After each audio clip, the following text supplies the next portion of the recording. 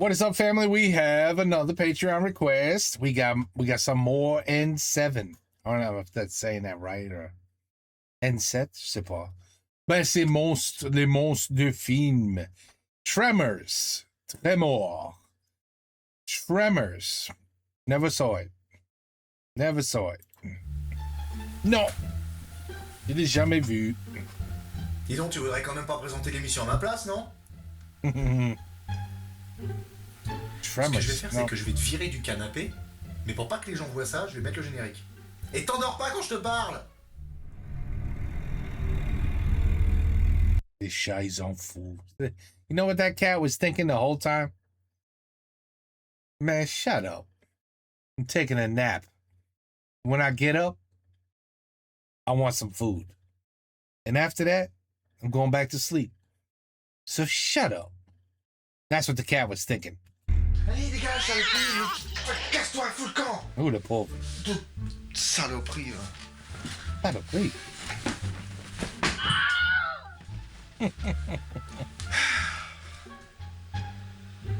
Saleté de chat. Qu'est-ce que c'est que ce truc? Tremors. Tremors. Ah, mais c'est un film de monstre!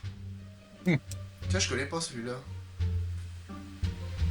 Bon, bah aujourd'hui, Tremors. Moi non plus. Tremors est une comédie horrifique américaine sortie Wow. Quoi? Pourquoi c'est pas ma voix qu'on entend? Bah, je voulais essayer la voix off. Ah ouais, donc toi et le chat, vous avez décidé de me piquer mes vidéos, quoi. Bah oui, je lui ai fait un petit clin d'œil, elle était d'accord. Ok, fais comme tu veux. Tremors est une comédie horrifique américaine sortie le 23 mai 1990 et réalisée par Ron Underwood, à qui on doit le sympathique Mon ami Joe avec Charlize Theron et Bill Paxton, et le très célèbre Pluto Nash avec Eddie Murphy. T'as quelque chose à dire sur Pluto Nash? Je sais pas, c'est pas moi la voix off. Oh, mais arrête avec ton mauvais caractère, là c'est pas la voix off. Bon, je sais qu'il est célèbre pour être le 5e film le moins rentable de tous les temps. L'histoire se passe dans la petite ville de Perfection dans le Nevada. La ville compte 14 habitants. Val et Earl, deux ploucs qui servent d'hommes à tout faire. Chang, le patron de l'unique magasin de la ville. Burt et sa femme Heather, deux cinglés qui préparent la 3e guerre mondiale dans leur baraque fortifiée. Un mec chauve. Le quota hispano-américain du film. Une maman et sa fille qui sautent partout. Un gosse super relou. Un docteur et sa femme. Et deux vieux un peu éloignés du centre-ville, Fred et Edgar. Maintenant que t'as présenté les personnages, tu peux peut-être passer à l'histoire. Oui, monsieur.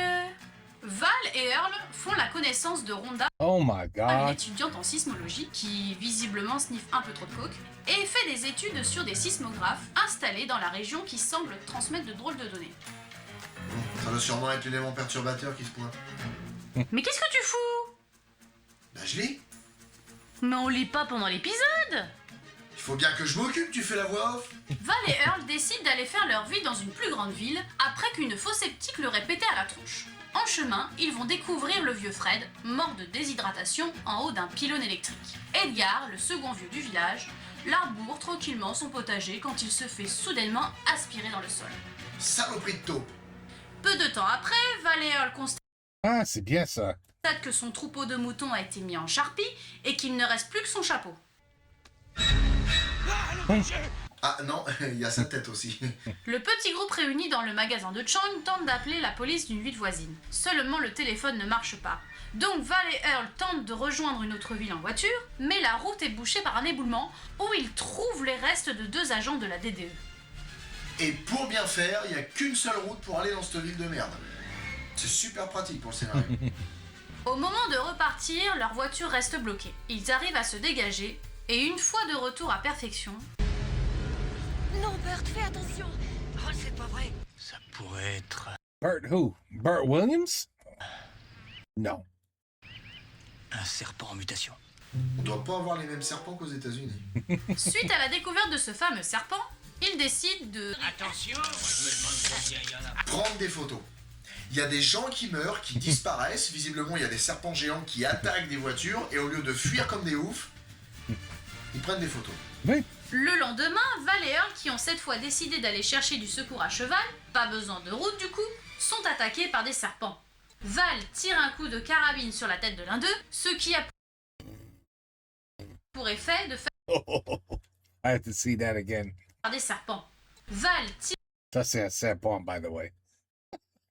tire un coup Okay, I want to see the face. de carabine sur la tête de l'un d'eux. Ah oui. Oh oui, that looks real. Oh yeah, that looks real. Ce qui a pour effet de faire sortir un truc gigantesque de sous la terre. Oh. Ah la vache, je m'y attendais pas à ça. Bah, tu l'as jamais vu le film? Si, mais je fais semblant. La bestiole qui ressemble au croisement d'un perroquet et d'un suppositoire les prend en chasse et s'écrase la tronche contre un mur de béton. So this is where Dune came from. Okay, I got it. First there was this, and then there was Dune. Okay, I got it. Complètement con cet animal. Rejoints par Rhonda, ils observent le bestiau. Ils se rendent compte qu'il est super grand, qu'il est moche, qu'il se repère au son et que les serpents ne sont en réalité que ses langues. Rhonda se rend alors compte qu'il n'y a pas qu'un ver dans la région parce que ces 4 sismographes ont été activés en même temps. Oh. Donc si mes calculs sont exacts, il en reste 3. À peine ont-ils le temps de dire ver géant qu'ils sont poursuivis par un deuxième monstre et se voient obligés de se réfugier sur des rochers. Rochers qui semblent être le seul obstacle insurmontable pour les vers. Du coup, nous, avant de parler, on doit tourner 7 fois notre langue dans notre bouche. Ça veut dire qu'eux, ils doivent la tourner 21 fois?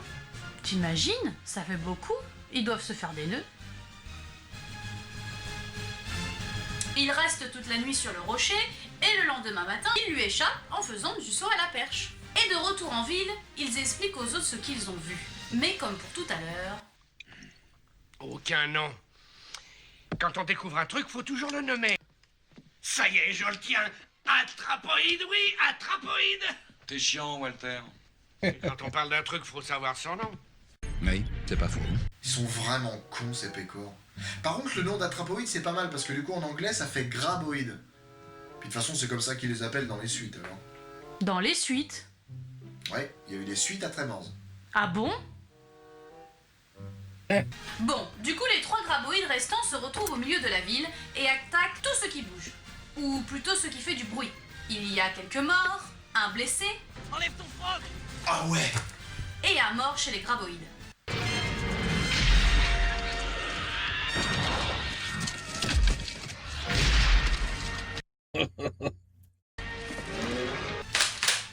Uh, Ah, l'Amérique.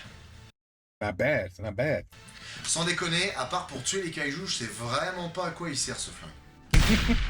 Toutes les voitures étant défoncées, ils prennent le gros bulldozer et la vieille remorque de la décharge pour évacuer la ville.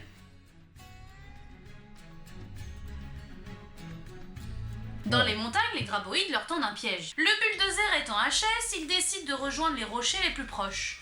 Pour cela, ils utilisent des bombes que Burt a fabriquées pour faire fuir les graboïdes. Oui, parce que du coup, le son provoqué par l'explosion des bombes rend les graboïdes complètement marteaux. Du coup, ils fuient comme des tarlouses en lâchant des caisses. Qu'est-ce qu'il y C'est incroyable, hein? a dans tes pétards? Oh, différents ingrédients chimiques réunis dans Yeah, I definitely see why I haven't seen this movie either. Je comprends. de bonnes proportions. Ah, il pète bien. Oh là là. Arrivés sur les rochers, ils sont pas plus avancés parce que les graboïdes sont super patients et en plus il fait 40 degrés à l'ombre. Earl a alors l'idée d'utiliser le principe de la pêche à la traîne, mais avec des bombes pour les igouiller. Le premier ver mord à l'hameçon, mais le deuxième est moins con. Oh, chérie. I think he said, oh shit. Attention, il retombe sur... Allez, pareil, plus vite. Oh. Et du coup, voilà Earl, Val et Rhonda qui se retrouvent sur la Terre. Non, sérieusement, l'explosion de toutes les bombes qu'il y avait dans le sac, ça a pas désintégré le rocher et tout le groupe qu'il y avait avec? No, the people were fine, but the rock blew up in a million pieces. It's very realistic. Very realistic. Non mais ok, on n'est pas dans un épisode de Bip Bip et Coyote, mais sans déconner, faut pas abuser là. Seul face au dernier ver, Val a l'idée lumineuse de courir jusqu'à une falaise. Il utilise la dernière bombe pour effrayer le graboïde qui, dans sa course folle, saute de la falaise et s'écrase comme une merde plusieurs mètres plus bas.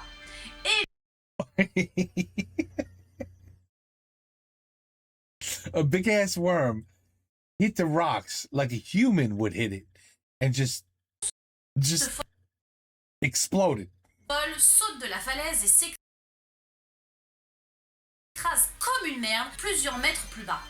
Et le film se termine sur une jolie happy end Oh. où Val et Rhonda se... Ah voilà, bisous, bien sûr. Oh la patin.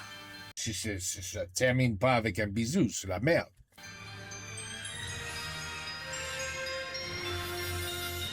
Thanks for spoiling this movie, guys. I really was looking forward to watching Tremors. Alors, merci beaucoup. En ce qui me concerne, Tremors est un film unique. Le film dose intelligemment humour, action et horreur. Il n'y a pas vraiment de moment lourd, à part peut-être quand il cherche un nom à la bestiole alors que des gens sont morts. Mais pour le reste, le scénario est bien écrit.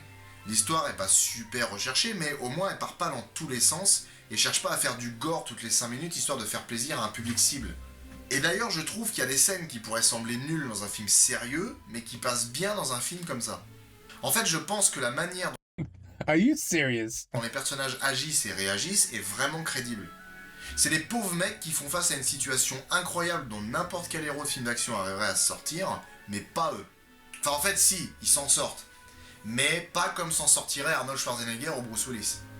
Dans Tremors, point d'effets numériques. Que des animatroniques et des effets conçus avec intelligence pour faire croire à la présence des grosses bébêtes. En fait, le film avait un budget de 11 millions de dollars, ce qui fait que le réalisateur a dû faire comme tous les réalisateurs qui ont un petit budget, jouer la suggestion.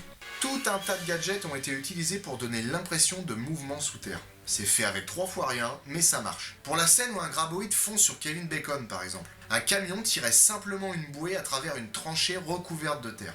Et il y a aussi une Ah, scène où un gars de la DDE perfore un graboïde that's pretty. I'm surprised that worked. avec son marteau-piqueur. Là, pour celle-là, rien de bien compliqué. Une couche d'asphalte très fine pour que le marteau passe au travers, et un rail pour simuler le trajet de la bestiole. Par contre, dans les effets spéciaux qui sont pas vraiment terribles, il y a cette espèce d'effet de fumée qui simule le passage des graboïdes sous terre.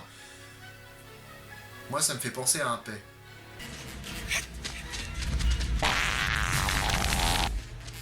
Une pet. Bon, par contre, ta suggestion, ça va bien 2 minutes. Hein. Nous, ce qu'on veut, c'est voir du monstre. Pour tout le film, il n'y a eu qu'une seule maquette grandeur nature de graboïde, et on la voit dans la scène où il découvre le graboïde pour la première fois. Pour le reste, l'équipe a fabriqué des miniatures qui ont notamment servi pour la séquence de l'attaque dans l'armurerie, et pour les passages où les vers sortent du sol, ils ont utilisé un système hydraulique qui était installé dans le sol, avec une réplique grandeur nature de l'avant du corps de l'animal, recouverte de terre et d'une plaque de mousse en polystyrène. Et les langues? De quoi les langues? Comment ils ont fait les langues?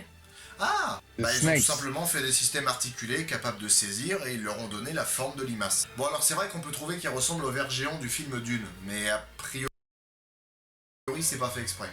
La musique du film a été composée par Robert Folk. Robert Folk, on lui doit la bande originale de Police Academy. Now that was a good show.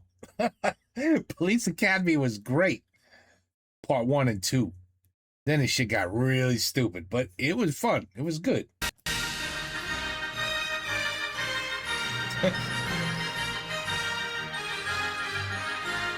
La musique qu'ils ont composée me fait un petit peu That's penser à good. du John Williams. On a tour à tour des thèmes aventureux, un peu dépaysants, et en même temps il y a une espèce d'identité dans la musique, comme par exemple un thème attribué au graboïde.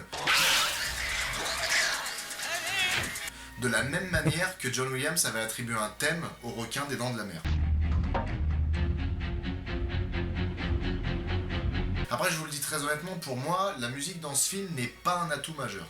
La mise en scène est vraiment sympa. Déjà, faut savoir que la ville de Perfection a été entièrement construite pour le film. Et les mecs ont fait un super boulot parce qu'on a vraiment l'impression que la ville a toujours été là. Et surtout, il s'en dégage une atmosphère Sounded like Superman back in the background for a minute. familiale. Tout le monde se connaît, c'est tranquille, calme. Oui, en même temps, une ville de 14 habitants, c'est un peu normal que ce soit calme et que tout le monde se connaisse. Tout le film se passe dans une atmosphère chaude et poussiéreuse qui est bien retranscrite. Can you imagine living in a town with a population of 14? Can you just imagine that? You know, somebody, this is how, you know, unless it's Alabama, you know, there's somebody that's going to be an inbred sooner or later with a population of 14. That's a problem. Par l'éclairage et le choix des plans. Et comme je l'ai dit tout à l'heure, le film joue très bien avec les genres. Pour le côté film d'horreur, on a des attaques soudaines et assez sanglantes. Par moments, il y a aussi des plans flippants du point de vue des monstres, un peu comme les plans qu'il y avait dans Les Dents de la Mer. Et d'ailleurs, c'est marrant parce que les 2 films ont été produits par Universal et en plus de ça, le design de l'affiche de Tremors reprend trait pour trait celle des Dents de la Mer. Du côté des acteurs, je trouve qu'ils sont tous impeccables. Bon, je pense que vous aurez tous reconnu Kevin Bacon. Bacon.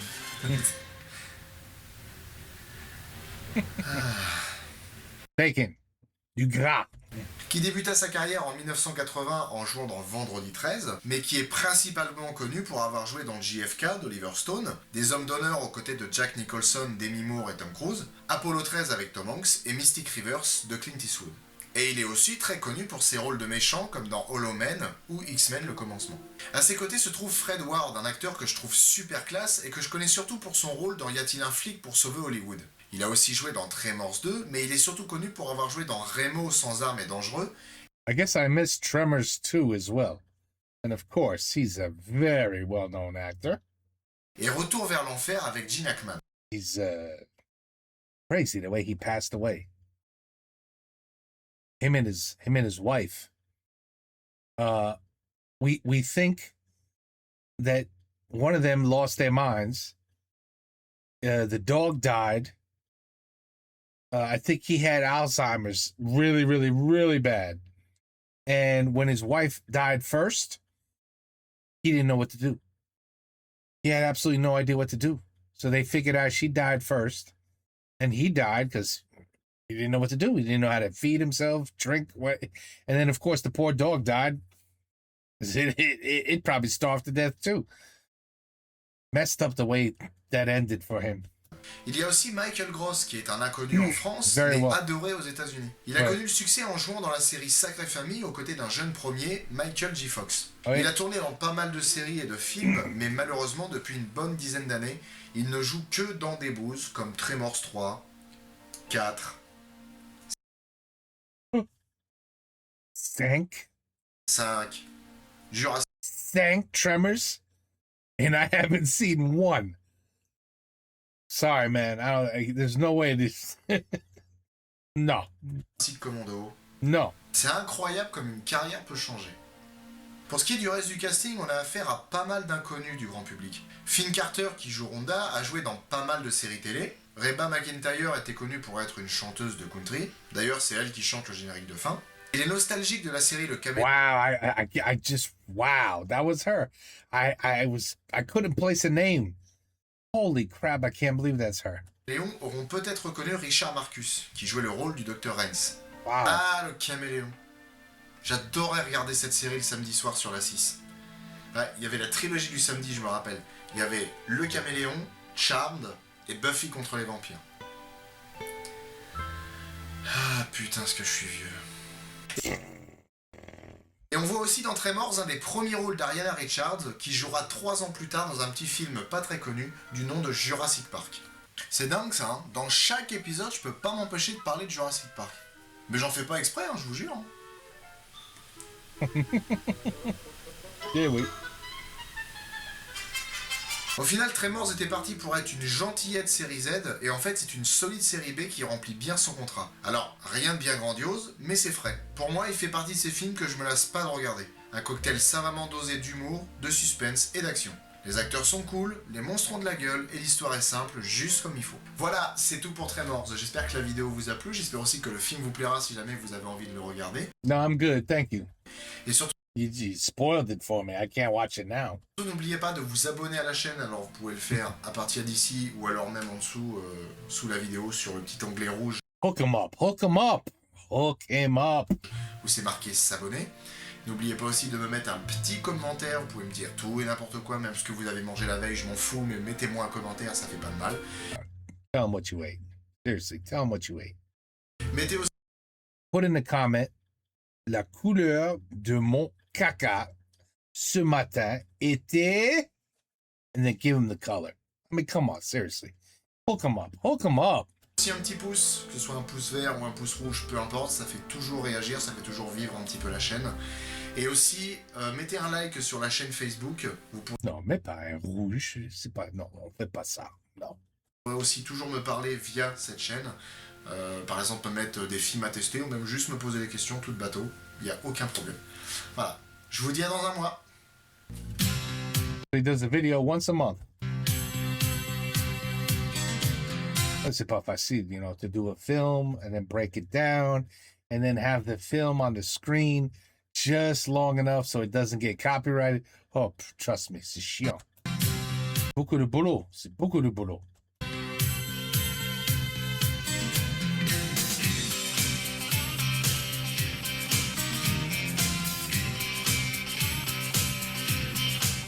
Tremors 5.